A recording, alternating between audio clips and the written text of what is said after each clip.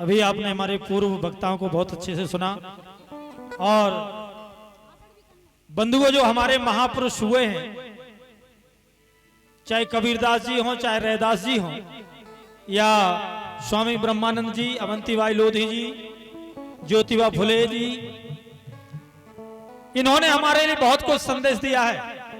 और बाबा साहब ने तो न जाने कितने विचार विमर्श के बाद ये संविधान की रचना की और संविधान में वो सारे हक और अधिकार हमें आपको दिए जिनसे कि हम अपने समाज को बदल सकें, अपनी दशा को और दिशा को बदल सकें।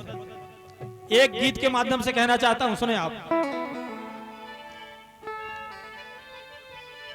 अरे जाग जाएगा जिस दिन बहुजन, बहुजन का मतलब समझते हैं, एक संधि है बहु प्लस जन, मतलब बहु का मतलब बहुत, जन माने लोग। जिस समाज में बहुत से लोग हैं वो है बहुजन। तो कहना है, अरे जाग जाएगा जिस दिन बहुजन, हर मंजिल हासिल होगी और लूट नहीं पाएगा तुमको कोई पाखंडी ढोंगी, लूट नहीं पाएगा तुमको कोई पाखंडी ढोंगी, लूट नहीं पाएगा तुमको कोई पाखंडी ढोंगी, लूट नहीं पाएगा तुमको कोई पाखंडी ढोंगी।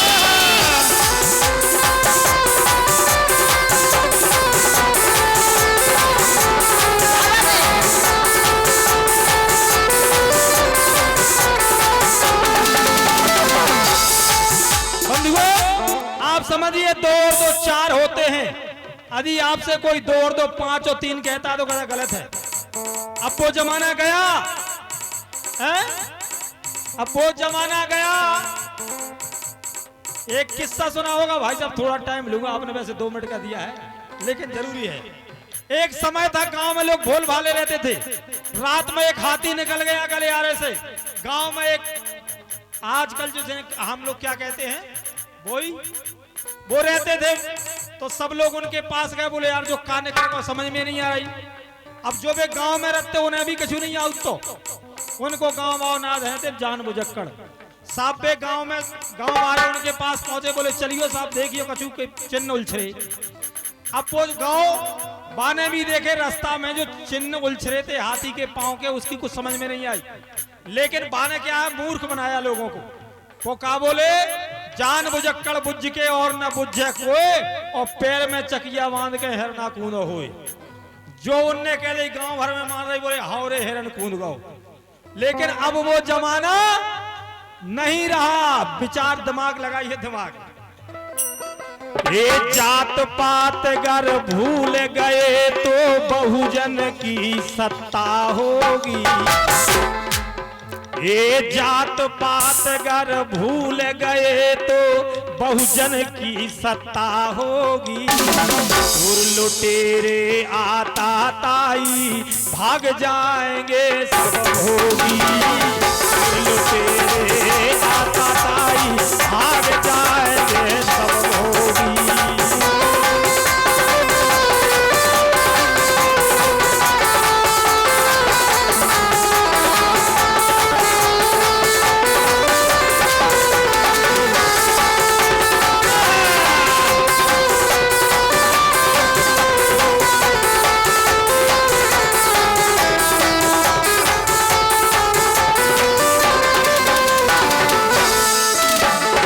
समझो परखो बहुजन वीरो बेईमानों की दृष्टि को।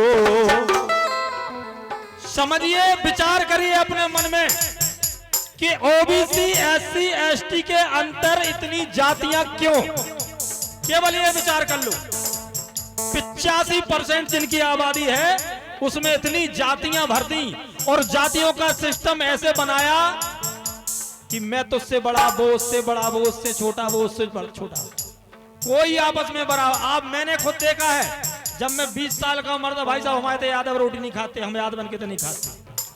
अगर उनके तो पंगत में जाते तो यादवन को अलग बैठाते, लोधी अगर यादव के जगह तो अलग बैठाती। ये किसने किया? लेकिन जैसे जैसे समाज जागृत हो रहा है ये भेदभाव मिट रहा है। अरे समझो परखो बहुजन वीरो बेईमानों की दृष्टि को, जात पात में बांट दिया ओबीसी SC ST को, जात पात में बांट दिया ओबीसी SC ST को, जात पात में बांट दिया ओबीसी SC ST को, जात पात में बांट दिया ओबीसी SC ST को। जोरदार तालियों से सम्मान करें भैया।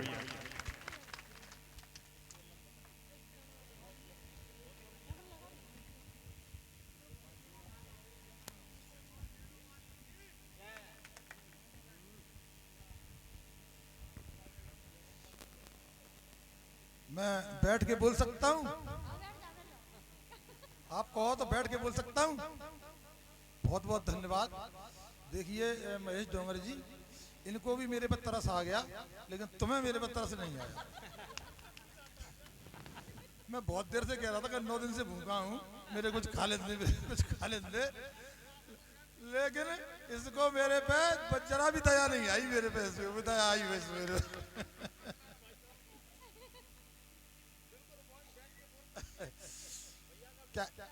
क्या है कि 9 दिन से मेरा व्रत है, 9 दिन से। और देखिए मैं 9 दिन का ये व्रत काय के लिए रखता हूँ मालूम है?